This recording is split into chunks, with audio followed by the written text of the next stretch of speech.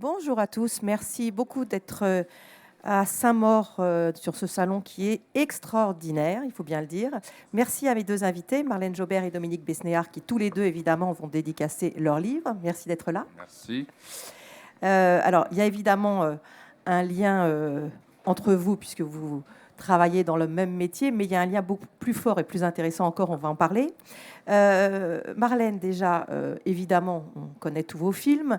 Vous avez arrêté vraiment en pleine gloire le cinéma, après des films qui nous ont tous marqués, qui nous ont tous fait pour beaucoup sourire, ce qui est bien agréable.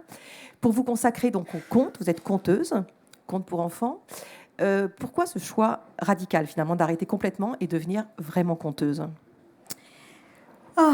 Disons que il y a eu plusieurs raisons qui sont arrivées comme ça spontanément. D'abord, j'avais du mal à quitter mes filles pour aller tourner. Elles étaient toutes petites, elles avaient 3-4 ans.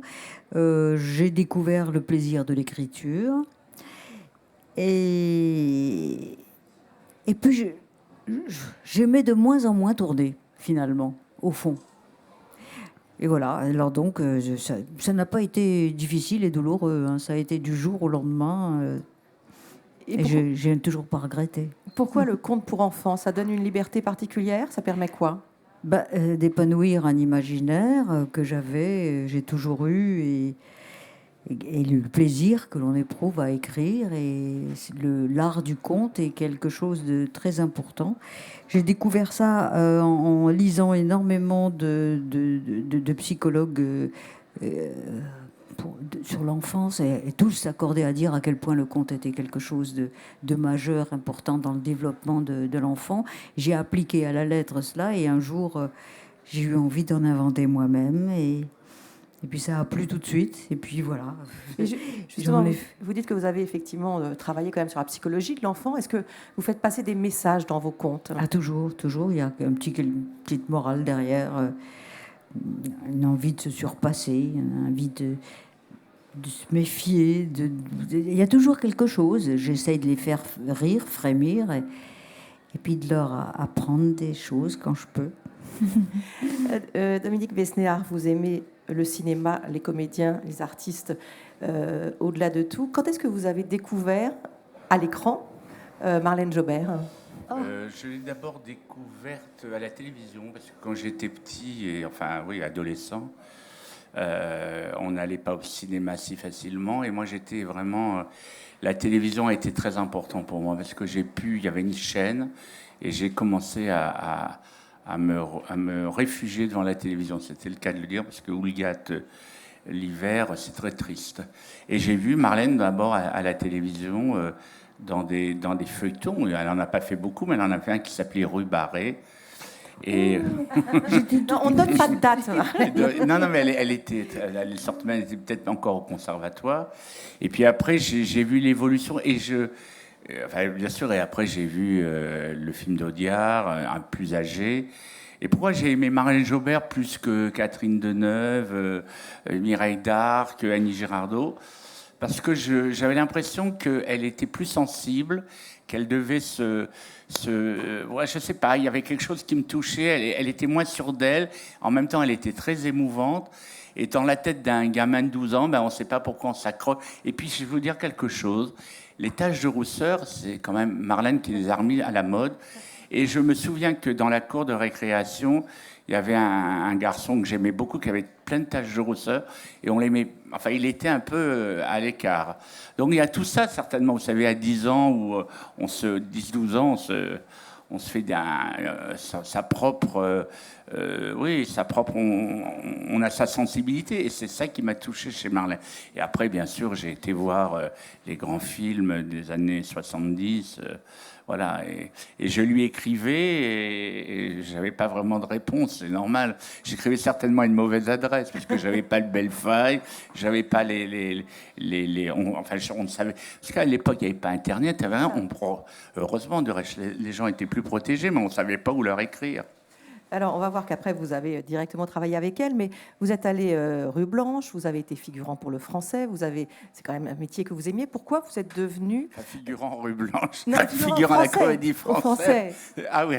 non, j'ai figurant ça me français. permettait de payer mes études. Enfin, Voilà. ça me permettait de payer mes études. Enfin, les études, elles étaient Oui, gratuites. Parce mais que donc- du reste, Marlène Jobert aussi a fait la rue Blanche. Mais donc, vous avez quand même fait ce chemin Ouais. pour être comédien. Pourquoi être devenu directeur de casting puis agent artistique? D'ailleurs, vous allez nous expliquer la différence entre les deux, parce que c'est pas pareil. Pourquoi finalement ne pas être resté Ah que non, comédien? mais quand je suis rentré à la rue Blanche, je voulais pas être acteur.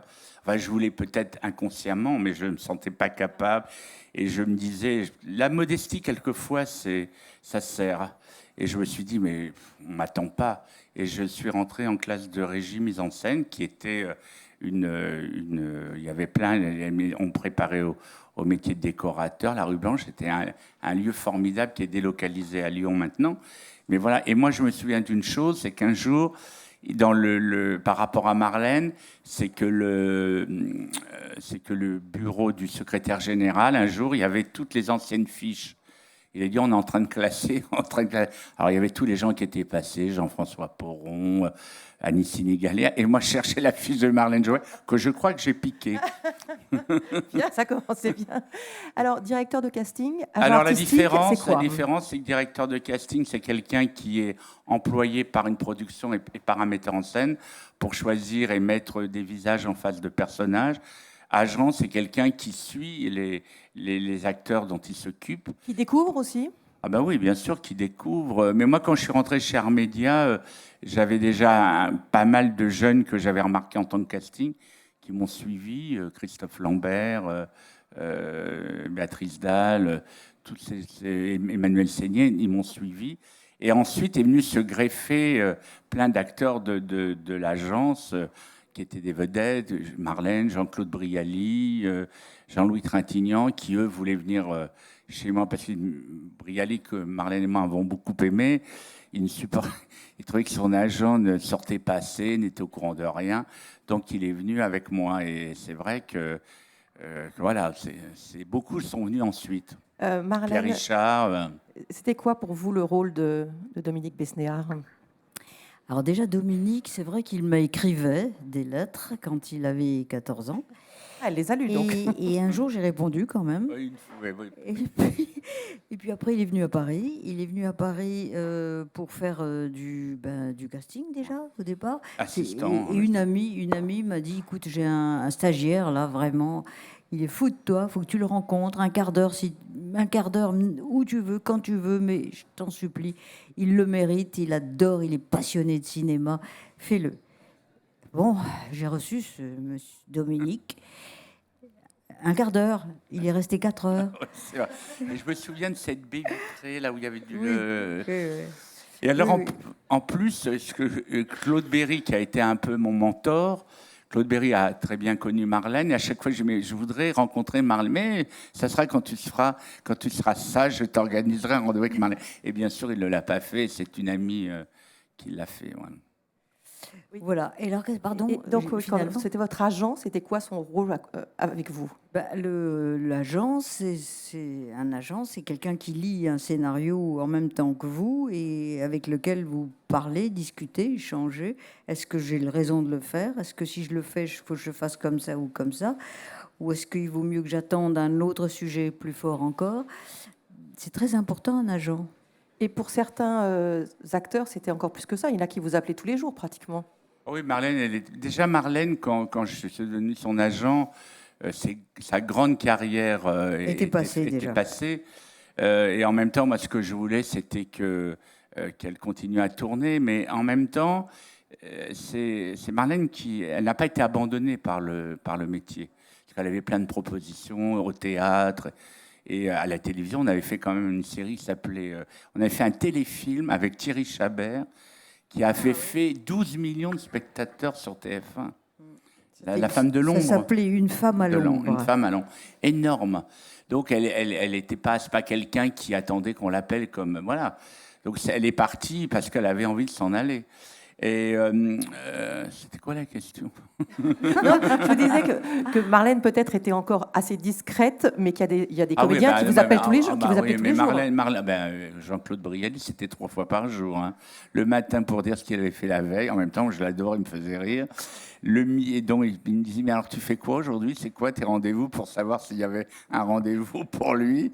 Il y avait le déjeuner, il m'a appelé après le déjeuner, il m'a dit, alors, j'ai appris que Chabrol faisait un film et qu'il pense à Jean-Pierre Cassel. Comment il pense pas à moi? Donc, j'ai dit, je vais appeler Chabrol. Et le soir, il disait, je vais au théâtre, personne ne veut venir, tu veux venir avec moi? Voilà. Donc, c'est pendant 20 ans, hein. Mais en même temps, c'était très agréable. Il y en a qui sont plus compliqués. Oui, j'étais quelqu'un qui avait beaucoup de classe, intelligent, adorable et tellement drôle.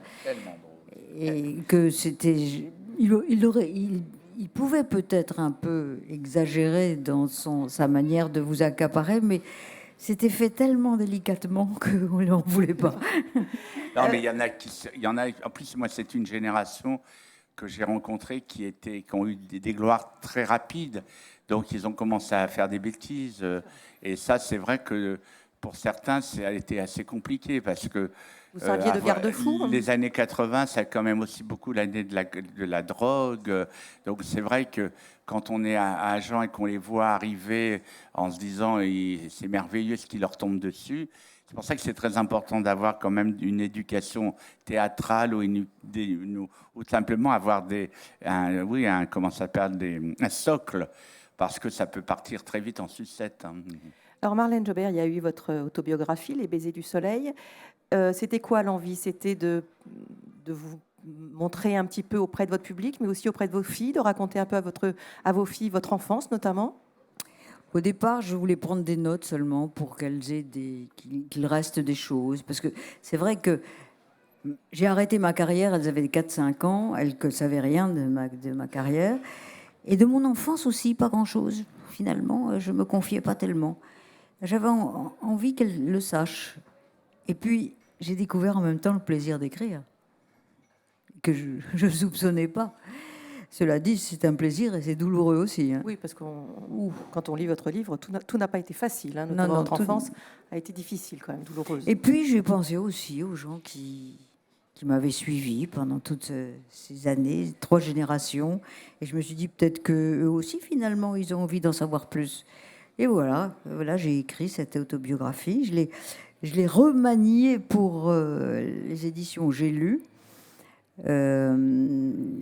Ça m'a demandé presque autant de travail, mais là, j'en suis fière. Voilà. Dominique Besnéard, votre carrière a bien continué avec la série 10% extraordinaire qui a cartonné. Tout est vrai? C'est des vrais portraits? Tout est vrai. Mais tout est vrai. En ce qui concerne les guests, ça ne leur est pas arrivé à eux, mais à d'autres gens, parce que sinon, ça serait un peu glauque. Mais oui, tout est vrai. Tout est vrai, en tout cas, dans les relations entre les agents, entre la différence entre le combat entre l'art et l'argent, le fait que quand on est agent, c'est quand même un peu un sacerdoce, quand même, ici. Alors, c'est souvent quelque chose qui prend beaucoup de la vie personnelle. En même temps, c'est aussi très agréable, parce que d'être avec des acteurs, des talents, c'est quand même très bien. Donc c'est vrai que ça a été très long à se faire. Du reste, dans le livre de poche, je raconte comment on a eu du mal à le faire, parce que les gens... vous êtes comme moi, vous connaissez le monde de la télévision et qu'ils ont envie, puis après ils disent « Ah, mais vous croyez que ça va pénétrer la France profonde ?» Et moi, je vais vous dire, je me voyage beaucoup en France profonde et je peux vous dire qu'ils me disent « Ah, moi, pour une fois qu'on ne parle pas des flics, des notaires et des hôpitaux, oui, voilà. Ça nous divertit un peu. » Mais donc là, on prépare la deuxième qu'on commence le 5 septembre et après, on en fait une troisième. Donc, mais je pense que ça ne pourra pas durer comme... le village français, vous voyez, ou fais pas ci, fais pas ça, parce que quand même, on risque de tomber toujours sur les mêmes problématiques. Bien sûr. Et moi, je vois 3 saisons, et puis après, on verra. Mais ce qui fait plaisir, c'est que la série est vendue dans le monde entier, que Netflix vient de l'acheter, en version sous-titrée, donc on est content. Alors on fait signe que malheureusement le temps est écoulé, mais il faut aussi vous retrouver évidemment sur France 5 le lundi, puisque vous êtes Monsieur Cinéma, où vous proposez des films mais vraiment merveilleux, c'est un vrai bonheur. On espère qu'il y aura des plateaux derrière, parce que on a envie d'en savoir plus après les films. Merci en tout cas à tous les deux. On vous retrouve évidemment sur vos stands pour la dédicace de vos livres. Merci beaucoup d'être venus.